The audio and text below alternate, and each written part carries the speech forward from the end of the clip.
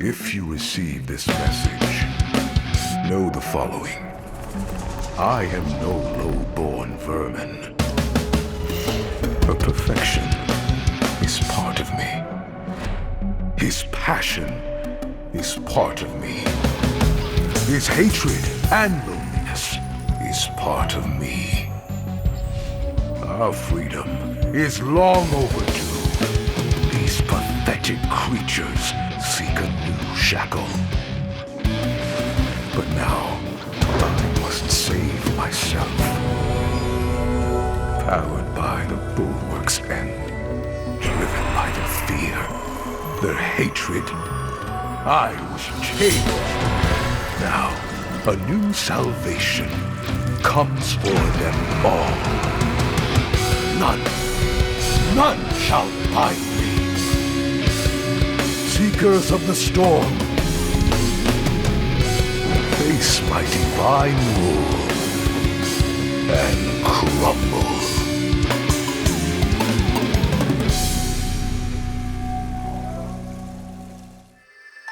Risk of Rain started pretty organically. There wasn't quite enough kind of games we could play together, both me and Duncan. I've always tinkered with making games, and so it was just a natural extension of like, what if we just made a game?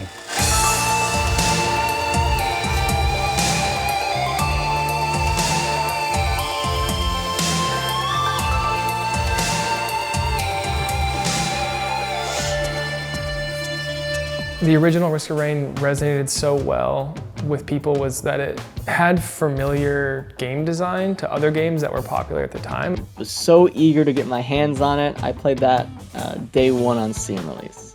And since then I haven't really turned back. The devs just had this innate feeling for the satisfaction of piling on tons and tons of items, practically no limit, and just feeling really powerful.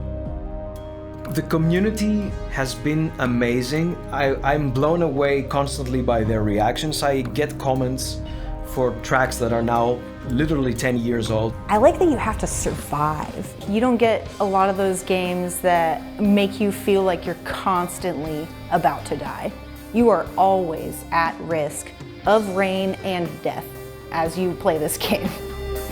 I think my favorite memory is probably the release date of the Void DLC. I could not kill the Voidling. I don't know why. It took 21 hours to kill him. So that was definitely a journey for me. A very fun and memorable experience for sure. Risk of Rain was a great hangout game because it had those kind of nice moments of quiet, and then it would have those big, intense moments of action. Tons of enemies would come flying in at you. This could go on for a long time. It's a very rich world that still has a lot of room, even just on this one planet, to do stuff. I think there's a lot of potential. There's so many things that we haven't explored with the franchise.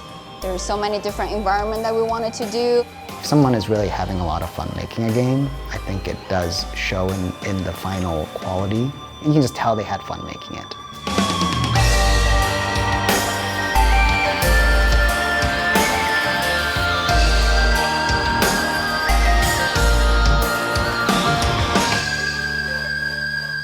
Risk of Rain 1 was made 10 years ago now, and I think that we loved the design of that game, we loved a lot of aspects of that game, but we felt like it was kind of showing its age, and we wanted to kind of take that same game and kind of bring it into like 2023. Risk of Rain Returns is a game for the fans, and so it only makes sense to have them spearheading the project. Once we kind of got into that community, there was like so many people who were interested in like supporting it. And I think it made natural sense because they just had a much better understanding of the game at this point.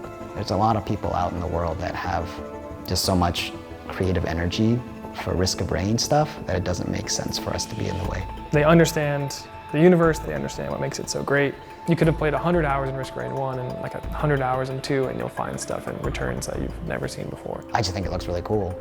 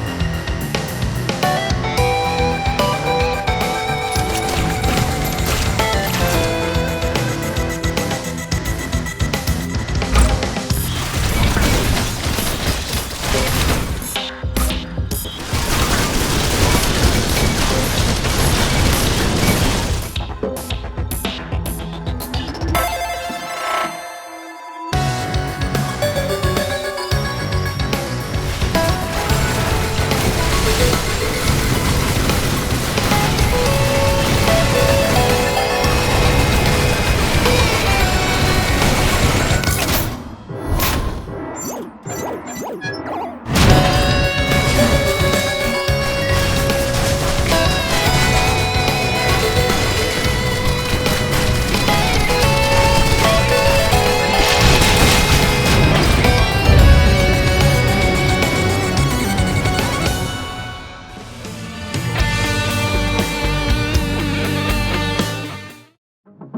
of the things that we are doing with the console release for the Survivors of the Void is redoing the entire code base from the ground up.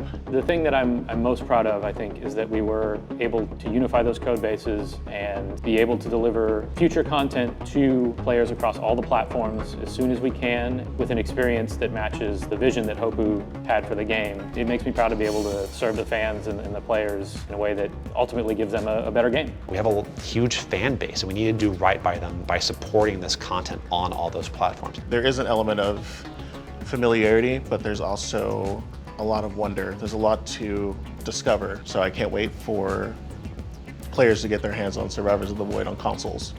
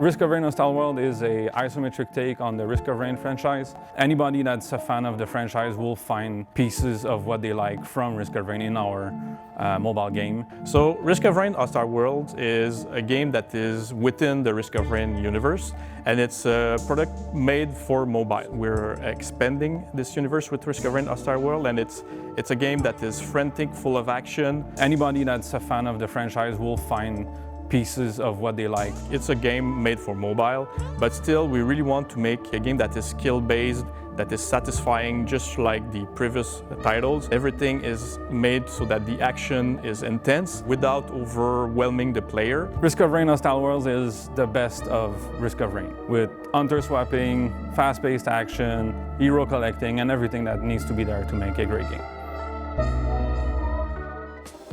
While the programming team has been focusing on the porting effort for Survivors on consoles, the development team has been working on DLC 2, or Seekers of the Storm. For the plot of Seekers of the Storm, what we wanted to accomplish was to give players a peek at the planet after its guardian was gone. Seekers of the Storm, it is an entirely new expansion pack that'll be similar in size to Survivors of the Void, which is to say, there's going to be a lot of content.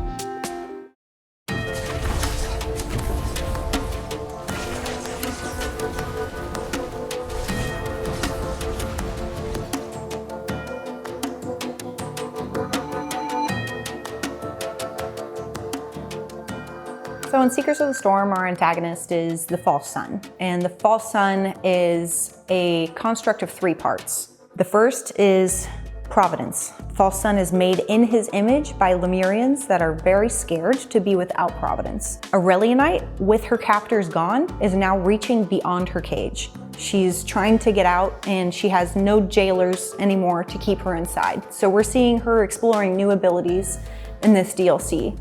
And then right before False Sun is truly born, Mithrix comes in with his Beads of Fealty holders and they corrupt him. To me, he's a very sad boy.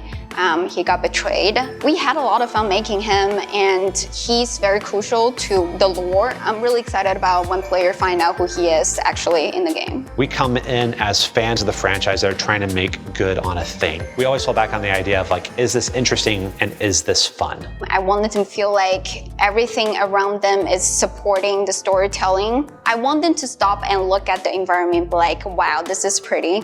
I know the combat is always intense, but that's what I want them to do.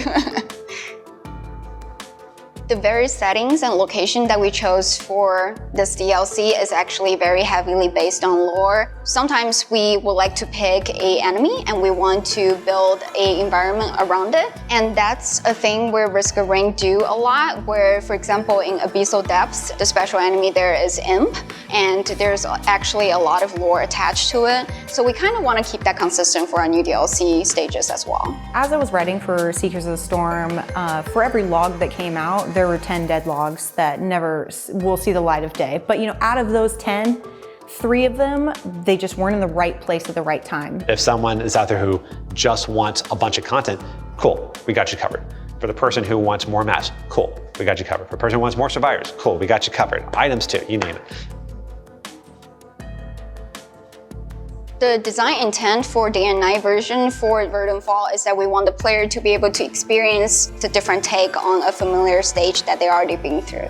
So the Day and Night version of Verdant Fall actually started as a personal project of one of our team members, and she had this brilliant idea of, what if we make a stage different and we make a variant of it, and then we add some more flavor as well. And that's why she came to me with the night version of Verdant Falls. And after we look at it, I was like, yeah, this is really cool. We should do more. There are props that's very specific to the night version and makes more sense. And the skybox is totally different. And we added new areas for the night version that players are not always get to access to. I've been really excited to work with the team and help plan the next 5 or 10 years for this franchise. There's a lot of directions that we could go in it. Pretty much every direction is interesting. There's High Court, there's Heretics, there's the 2 brothers. Where do they come from? Are there more of them? What is the space sickness that keeps them locked and isolated on this planet? Does that apply to all Cyclopses? There's a ton of mysteries to be dug out in this world, and I look forward to pulling every thread I can find.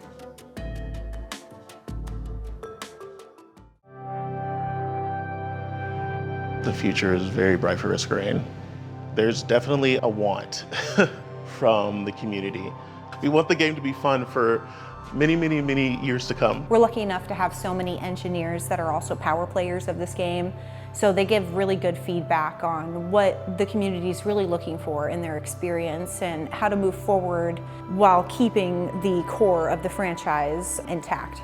We worked on Risk of Rain for like 10 years now almost, so I feel like there is kind of like this feeling of like, oh, like other people they understand the universe, they understand the stuff, they understand what makes it so great, and they can continue carrying that forward. You know, it's cool to see other people who are passionate about it create stuff and like, hey, I made this thing, and it's awesome. I think there's a lot of potential. There's so many things that we haven't explored with the franchise. There's so many different environments that we wanted to do. When I think about the future of Risk of Rain, one of the things that makes me the most excited is really just like getting the stuff out there. We have a very loyal and very active fan base, and I want to make sure that we're doing right by them. And I'm pretty excited because I think that we're going to.